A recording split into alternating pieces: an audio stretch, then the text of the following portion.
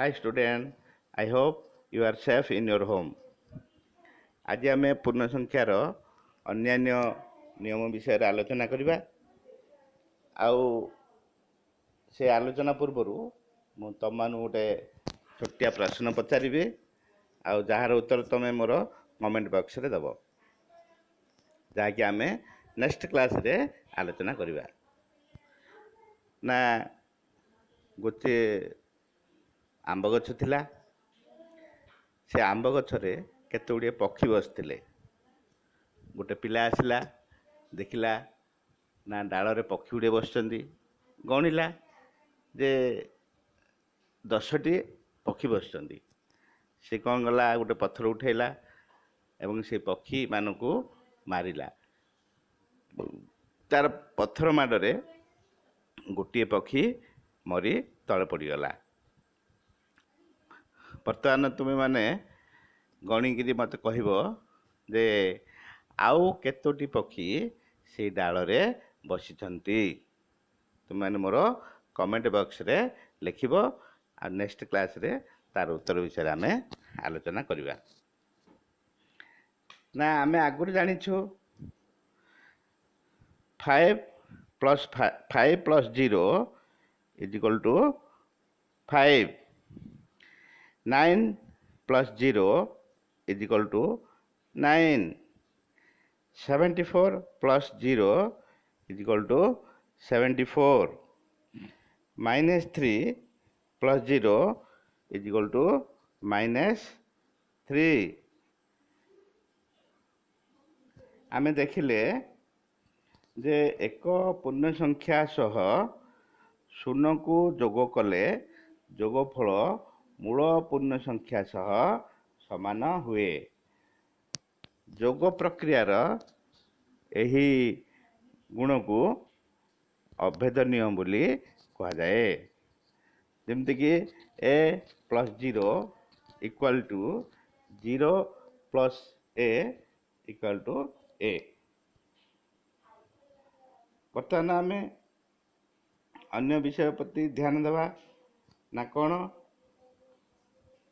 ना केतोटी उदाहरण देख ना +5 + -5 = 0। केमती ना आमर +5 ब्रैकेट अच्छी प्लस माइनस जब आम ब्रैकेट खोलदेबा ताहले कौन हम -5 +5 -5 = 0। तुम आगुरी जानिच जे plus plus plus plus minus minus minus minus plus minus plus minus. सेहीपरि +8 + -8 = 0, -12 + +12 = 0, -15 + +15 = 0।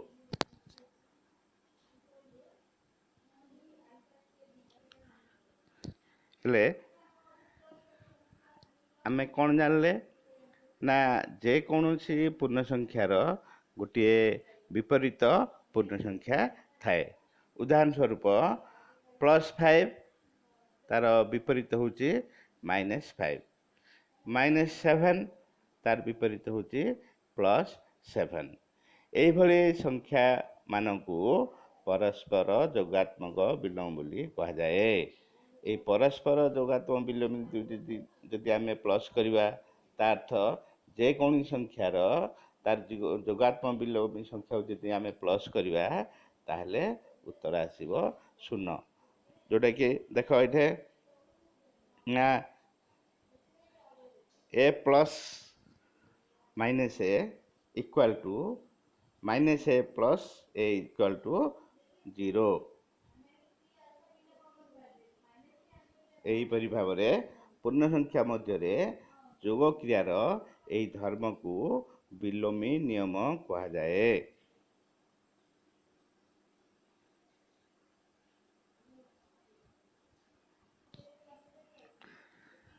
ବର୍ତ୍ତମାନ ବିୟୋଗ ପ୍ରକ୍ରିୟା ଧର୍ମ ବିଷୟରେ ଆଲୋଚନା କରିବା।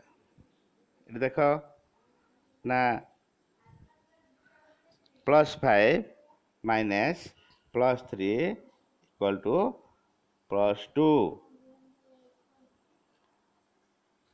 +8 ମାଇନସ୍ -2 ଇକ୍ୱାଲ୍ ଟୁ +6 କେମିତି ହେଲା ନା +8 ହେଲେ +8 ହେଲେ ଆମର ମାଇନସ୍ ବ୍ରାକେଟ୍ ଖୋଲିଦେଲେ ମାଇନସ୍ ମାଇନସ୍ ପ୍ଲସ୍ ହେଇଯିବ, ତାର ଉତ୍ତର ଆସିବ ନା +10। ନେକ୍ସଟ +2 ମାଇନସ୍ +5 ଇକ୍ୱାଲ୍ ଟୁ କ'ଣ ହେଲା ଏଠି ନା +2 ଅଛି, ଆମେ ଯଦି ବ୍ରାକେଟ୍ ଖୋଲିଦେବା +5 ଅଛି ମାଇନସ୍ ପ୍ଲସ୍ ମାଇନସ୍, ତେଣୁକରି 5ରୁ ଆମେ 2 ବିୟୋଗ କଲେ ଉତ୍ତର ଆସିବ 3। ଆଉ ବଡ଼ ସଂଖ୍ୟାରେ ମାଇନସ୍ ଅଛି, ତେଣୁ ଆମେ ଚିହ୍ନ ଦେବା -3। ସେମିତି -3 ମାଇନସ୍ -4 ଆମେ ଯଦି ବ୍ରାକେଟ୍ ଖୋଲିଦେବା ତାହେଲେ ମାଇନସ୍ ମାଇନସ୍ ପ୍ଲସ୍ ହେବ, -3 ବ୍ରାକେଟ୍ ଖୋଲିଲେ +4 ହେବ, ହେଲେ -3 +4 minus plus minus equal to ଆମେ ବିୟୋଗ କଲେ 1 ଆସିବ। ଆଉ ବଡ଼ ସଂଖ୍ୟାରେ ପ୍ଲସ୍ ଅଛି, ତେଣୁ ସେଇଟା ପ୍ଲସ୍ ଚିହ୍ନ ରହିବ। ଆଗରୁ କହିଛି କିଛି ଚିହ୍ନ ନାହିଁ ମିନ୍ସ ପ୍ଲସ୍। ନେକ୍ସଟ ଉଦାହରଣ -5 ମାଇନସ୍ -2, ଏଇଟା ବି ସେମ୍ ନା 5ରୁ 2 ମାଇନସ୍ ହେଲେ ଆସିବ 3, ଆଉ ବଡ଼ ସଂଖ୍ୟାଟି ମାଇନସ୍ ଅଛି, ତେଣୁ ଉତ୍ତର ହେବ -3। ସେହିପରି -4 ମାଇନସ୍ -4 ହେଲେ ମାଇନସ୍ ମାଇନସ୍ ପ୍ଲସ୍ ହେଇଯିବ, ଏପଟେ ଅଛି -4, 4ରୁ 4 ମାଇନସ୍ ହେଲେ 0।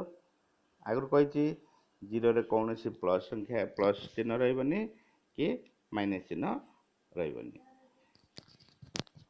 ତେଣୁ ଏଥିରୁ ଆମେ କ'ଣ ଜାଣିଲେ ନା ଦୁଇଟି ପୂର୍ଣ୍ଣ ସଂଖ୍ୟାର ବିୟୋଗଫଳ ମଧ୍ୟ ଏକ ପୂର୍ଣ୍ଣ ସଂଖ୍ୟା, ଅର୍ଥାତ୍ ପୂର୍ଣ୍ଣ ସଂଖ୍ୟା ମଧ୍ୟରେ ବିୟୋଗ ପ୍ରକ୍ରିୟା ମଧ୍ୟ ସମୃତି ନିୟମ ପାଳନ କରେ। ଦୁଇଟି ପୂର୍ଣ୍ଣ ସଂଖ୍ୟା ଯଦି ଆମେ a ଓ b କୁ ସଂକେତ ରୂପେ ଯଦି ବ୍ୟବହାର କରିବା, ତାହେଲେ ଉକ୍ତ ସିଦ୍ଧାନ୍ତଟି ଆସିବ କ'ଣ? a ଓ b ଦୁଇଟି ପୂର୍ଣ୍ଣ ସଂଖ୍ୟା ହେଲେ a ମାଇନସ୍ b ସର୍ବଦା ଏକ ପୂର୍ଣ୍ଣ ସଂଖ୍ୟା ହେବ।